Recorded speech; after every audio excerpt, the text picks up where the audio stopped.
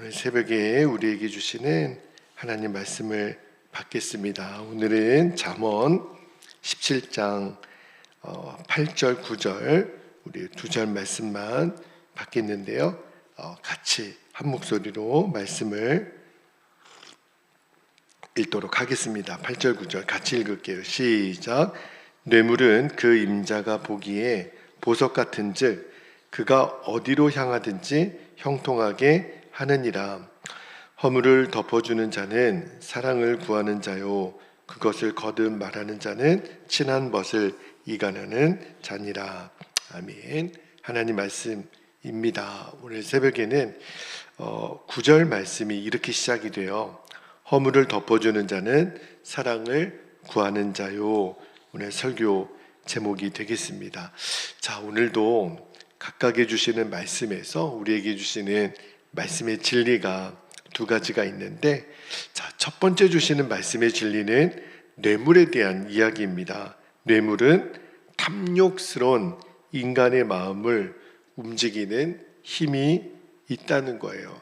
여러분, 인생을 살면서 뇌물을 누구에게는 주거나 받아본 일이 거의 없으실 거예요. 또 앞으로도 없게 되기를 바랍니다. 왜냐하면 뇌물은 하나님이 절대 기뻐하지 않는 재물이기 때문에 그렇습니다. 자, 8절 말씀을 다시 한번 볼게요. 뇌물은 그 임자가 보기에 보석 같은즉 그가 어디로 향하든지 형통하게 하느니라. 이 8절 말씀을 잘못 읽으면 뇌물이 뭔가를 형통하게 한다라는 표현 때문에 뇌물이 마치 긍정적이고 좋은 것처럼 해석이 될 수가 있는데 절대 그렇지가 않습니다. 여기 8절에 보면 임자라는 사람이 나오죠. 임자는 뇌물을 받는 사람이거든요. 그러니까 이 8절 말씀의 핵심이 뭐냐면 뇌물이 그것을 받는 자의 마음을 움직인다는 거예요. 그리고 어떠한 일이 되어지게 된다라는 것. 뇌물을 사람들이 왜 줄까요? 정상적인 방법으로는 그 일이 안 되거든요. 뒷돈을 이렇게 주어서라도 그 일이 되게끔 하는 게 뇌물이잖아요. 그러니까 이 8절 말씀은요, 뇌물이 얼마나 힘이 있다라는 것을 보여주는 거예요. 근데 문자적으로만 보면 적절하게 사용하라는 말인가? 절대 그렇지가 않죠. 그러니까 어떤 일을 이루고자 하는 자에게 주는 교훈이 아니라 뇌물을 받을 가능성이 사람에게는 다 있거든요. 그런 사람들에게 주는 역설적인 교훈인데, 자 보세요. 뇌물을 받을 수 있는 위험이 있는 자리에 있는 사람에게요, 뇌물은요 늘 유혹이 돼요. 왜냐하면 뇌물은 불로소득이거든요. 내가 땀 흘려 일해서 받은 돈이 아니에요. 누군가 나에게 청탁을 하는 거죠. 이 일이 잘 되게 해주신다면 내가 이 돈을 드리겠습니다. 그러면 뇌물은요, 정상적인 판단력을 할 수 없게 만들어요. 그리고 약점이 잡히죠. 누가 나에게 뇌물을 줬어요. 그 뇌물을 받는 순간에 약점이 잡힌다니까요. 무조건 그 사람에게 호의를 베풀게 할 수밖에 없어요. 그러니까 그런 뇌물이 갖고 있는 부정적인 힘이 있다라는 것을 오늘 경계하는 말씀인데, 정말 뇌물은요 사람의 마음을 움직이는 힘이 있어요. 왜 그러냐면 우리 인간의 마음이 그 부패하고 타락한 그 인간의 본성 중에 제일 악한 특징이 뭐냐면 사람의 마음에 탐욕이 있다는 거예요. 마귀가 태초에 에덴 동산에 있는 아담과 하와를 유혹할 때 그 첫사람들이 그 선악과를 보고 어떤 마음이 들었냐면 보암직도 하고 먹은직도 했다. 이게 뭐냐면 인간의 마음이 갖고 있는 탐욕을 그대로 보여주는 거예요. 탐욕은요 보암직스럽고 먹음직스럽습니다. 그러니까 자꾸 우리의 마음을 부추기는 거죠. 어떤 분이 그런 얘기 하더라고요. 태어날 때 아기들이 왜 두 손을 꼭 쥐고 태어나는 줄 아느냐고. 그 안에 뭔가를 갖고 싶어가지고 꼭 쥐고 태어나는 모든 인간의 탐욕이라는 본성이 있기 때문이라고 말하는 이야기를 들었는데, 뭐 절대적인 이야기는 아니지만 뭐 제가 그럴듯하게 납득은 되더라고요. 정말 우리 인간의 마음에는 탐욕이 다 누구에게나 있어요. 그런데 이 뇌물이 탐욕이 있는 마음이 거의 평상시에는 드러나지 않거든요. 그런데 이 뇌물이 나에게 주어지는 순간 내 안에 탐욕이 발동하게 한다는 거예요. 내가 눈 한번 딱 감아주면 큰 재물을 얻을 수 있는데, 그냥 뭐 누이 좋고 매부 좋고 이 사람이 잘 되게끔 내가 도와주는 게 뭐가 나쁘냐, 이런 마음이 드는데 순수한 마음이 돕는 마음이 아닌 거죠. 그 받는 재물에 대해서 내가 욕심이 생기기 때문에 그게 바로 탐욕이 발동하는 거예요. 근데 그거를 자극하는 데 있어서 이 뇌물이 결정적인 역할을 하는 거죠. 그래서 사람이 얼마나 뇌물에 약한지 여러분 그런 속담 들어보신 적 있나요?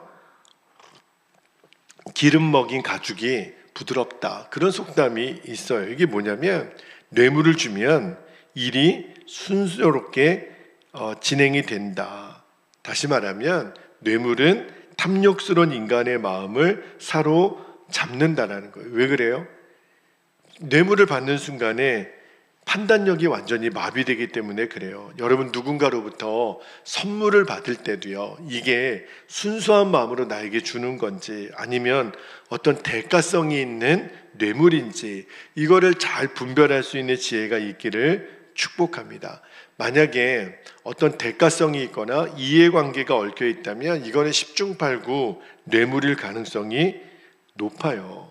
그 받는 순간, 받기 전에는 괜찮지만 뇌물을 받는 순간 내 모든 판단력이 흐려집니다. 매이게 돼요.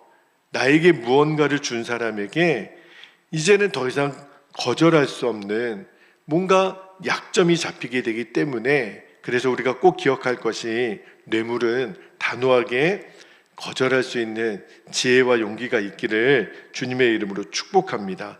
그 뇌물 뒤에 우리를 무너뜨리려고 하는 사단의 올무가 있다라는 것을 우리가 꼭 기억하고, 정말 선한 방법이 아닌 이걸 받으면 이건 절대로 하나님의 영광을 드러내는 것이 아니라고 주님이 마음을 주신다면 그거를 정중하게 단호하게 거절할 수 있는 지혜와 용기가 저와 여러분에게 있기를 축복합니다. 자, 두 번째 주시는 말씀의 진리는 오늘 설교의 핵심 주제인데, 우리가 누군가로부터 용서를 받기를 원한다면 당연히 타인의 허물에 대해서도 관용할 줄 알아야 된다라는 말씀을 좀 나눌게요. 자, 9절 말씀을 다시 한번 보면 9절을 보세요. 허물을 덮어주는 자는 사랑을 구하는 자요. 오늘 설교 제목이죠.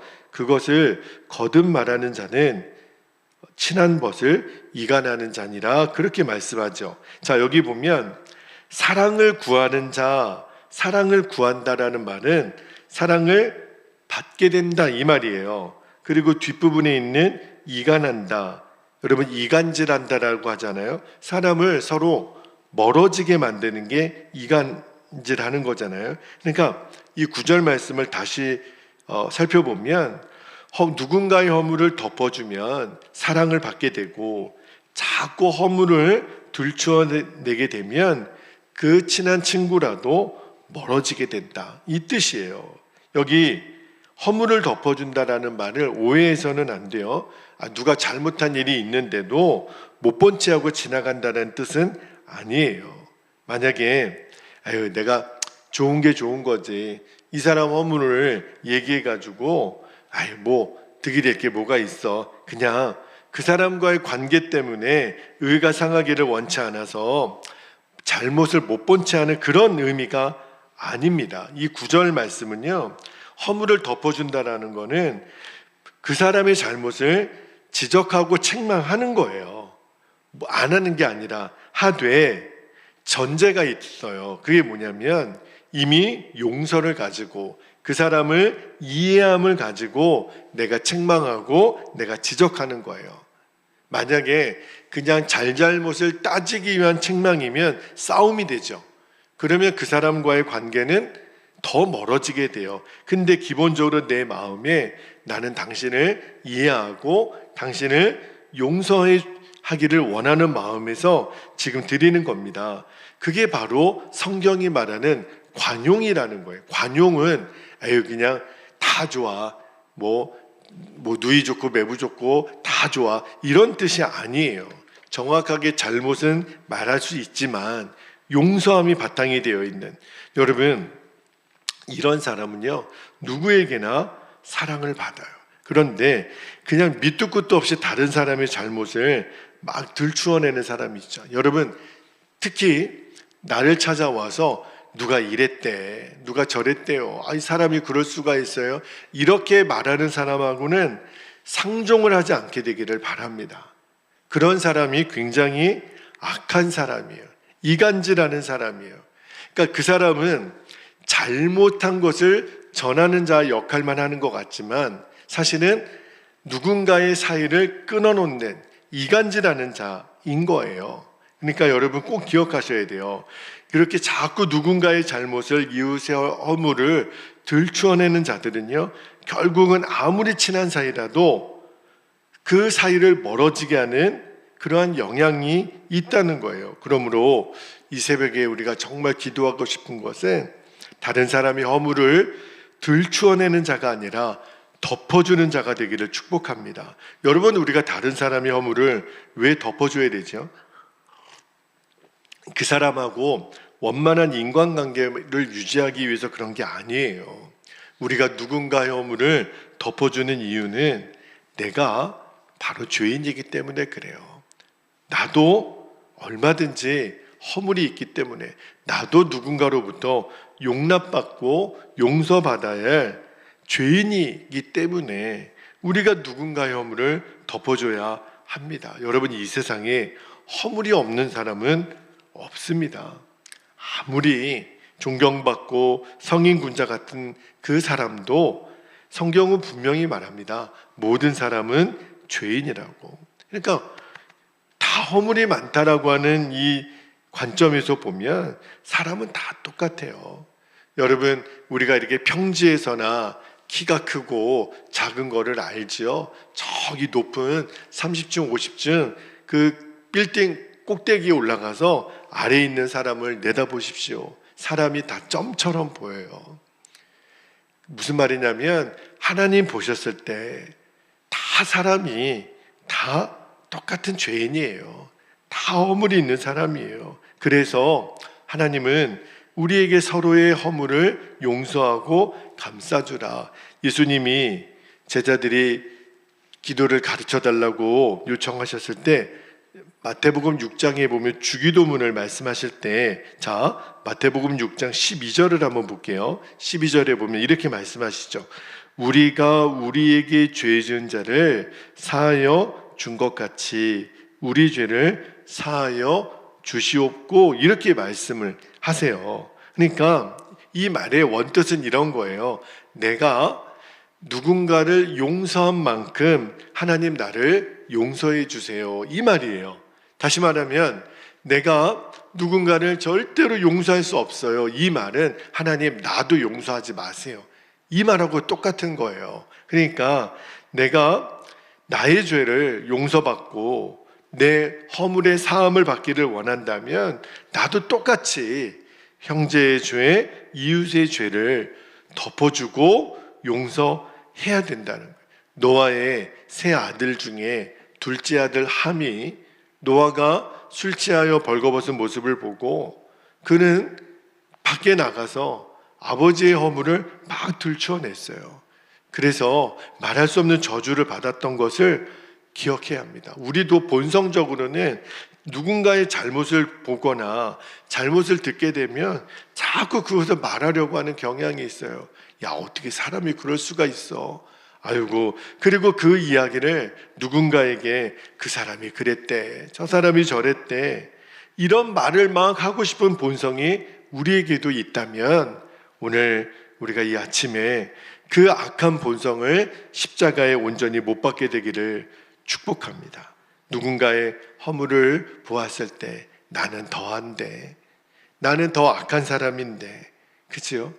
나는 더 허물이 많은 사람인데, 아유 그 정도면 양반이지. 그 사람의 허물을 감싸주고 용서하고 관용을 베풀 수 있기를 주님의 이름으로 축복합니다. 그래야 하나님의 용서와 사랑, 그리고 나를 용서해 주시는 하나님의 은혜가 내 안에서 누려지는 거예요. 절대로 내가 누군가를 향하여 던지려고 했던 돌을 오늘 다 내려놓고, 주님, 제가 죄인입니다.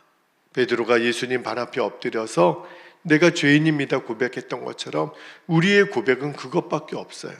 우리는 주의 긍휼을 구하는 죄인이라는 것을 꼭 기억하고, 절대로 우리가 다른 사람에게 허물을 들추어내지 않고 덮어주는 자가 되시기를 주님의 이름으로 축복합니다. 자, 이제 함께 기도하겠습니다.